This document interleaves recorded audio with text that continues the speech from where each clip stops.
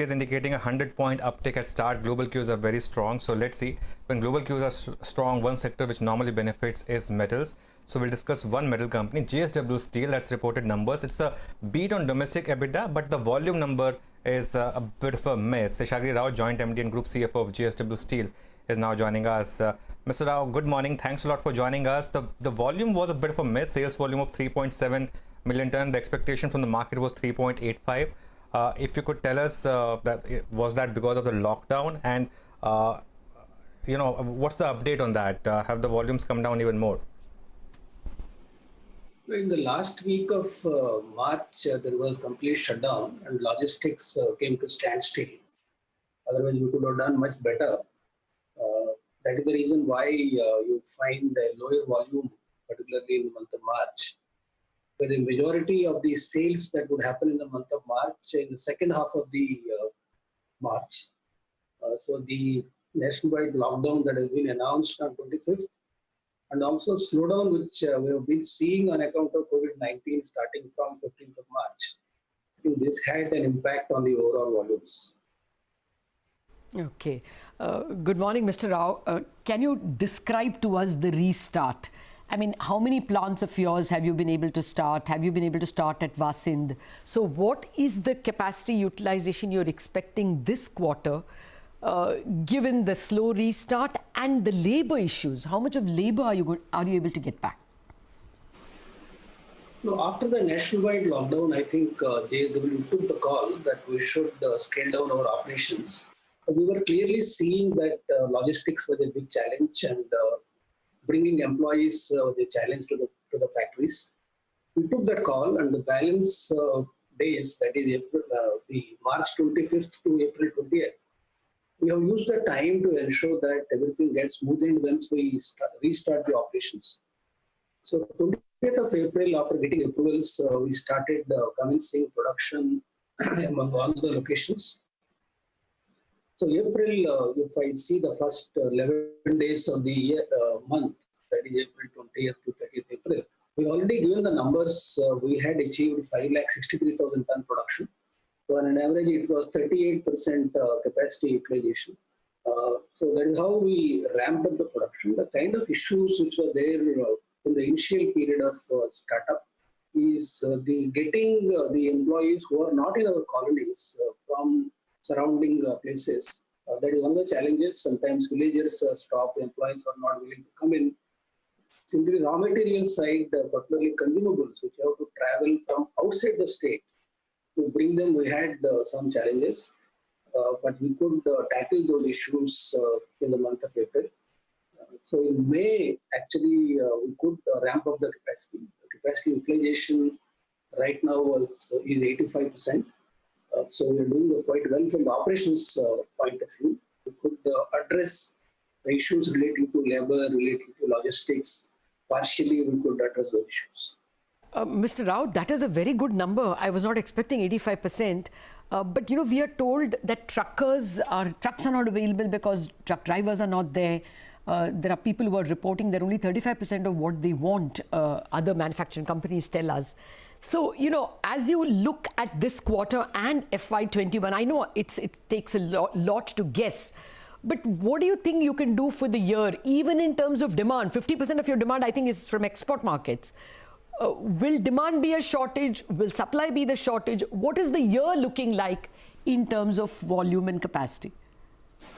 I think you have to look at the industry as a whole. If I see the April month, the capacity utilization of the steel industry in India was 23%.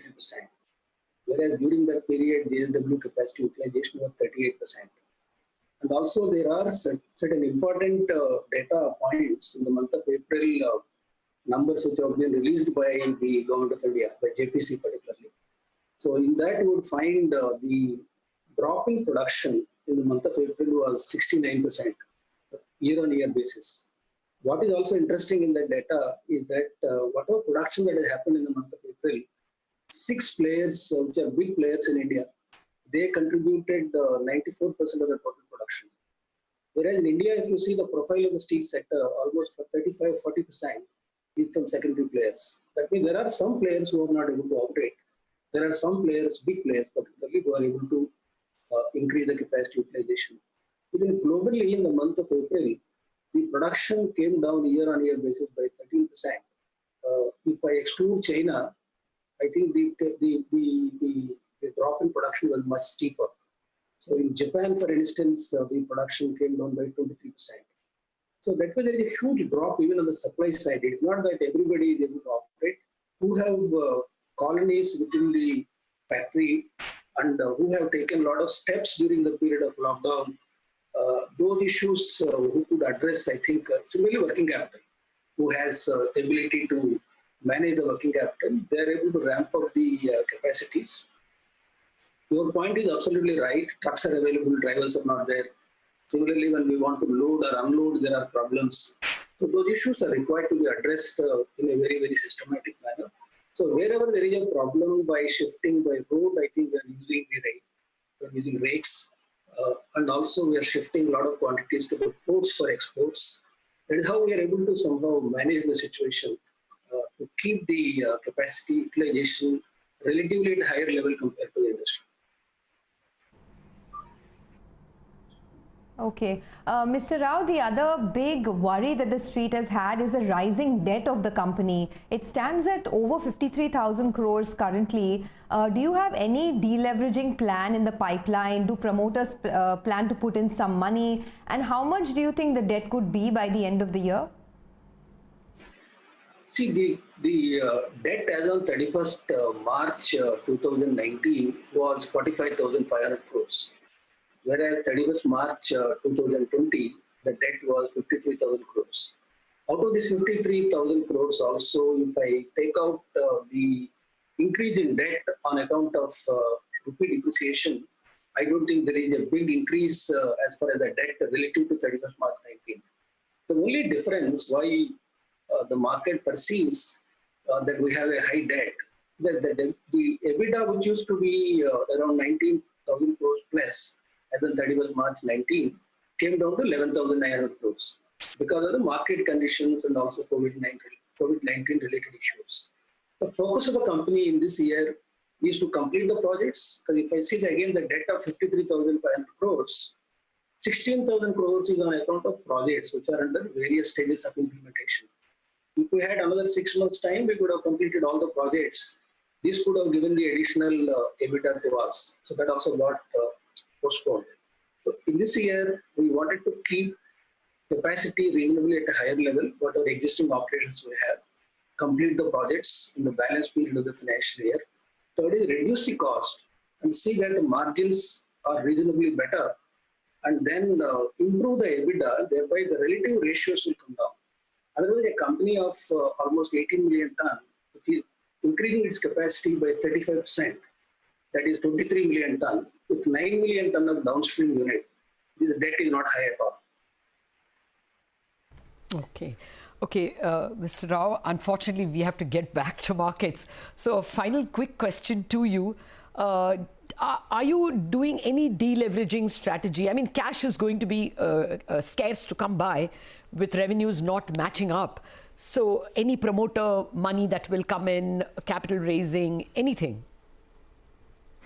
No, it is a misnomer as far as JSW Steel is concerned. As on 31st March 20, we had cash balances of 12,000 crores. So we would be able to manage the situation and complete the projects in this year. I don't think there is any need for us to infuse equity at the current stage. Whatever debt that is required for completing the project is already available, it is already tied up. So I don't find any need. And at the same time, we continue to be in the market to reduce our weighted average cost of debt. In fact, in the last year, when there were so many problems, our weighted average cost of debt has come down from 7.02% in the previous year to 6.25%. So we could reduce almost 75 basis points in the overall cost of debt. Therefore, I think we would be able to raise debt either for refinancing or to meet any of the requirements. I don't think it is an issue at all. There are very few companies which are able to operate at reasonably high level and at the same time no accretion to the inventory, further accretion to the inventory. So that capability JSW Steel has to operate the plants and also to sell the quantities either in India, depending upon the demand, and also export in the international markets. All right. That's good to hear, sir. There could also be a consolidation and shift in such a way that the big players are advantaged. Mr. Rao, we have a lot of questions for you, but unfortunately we are running directly into market opening time. We will take a promise from you that you will come back and speak with us in greater detail some other time. Thank you very much for joining.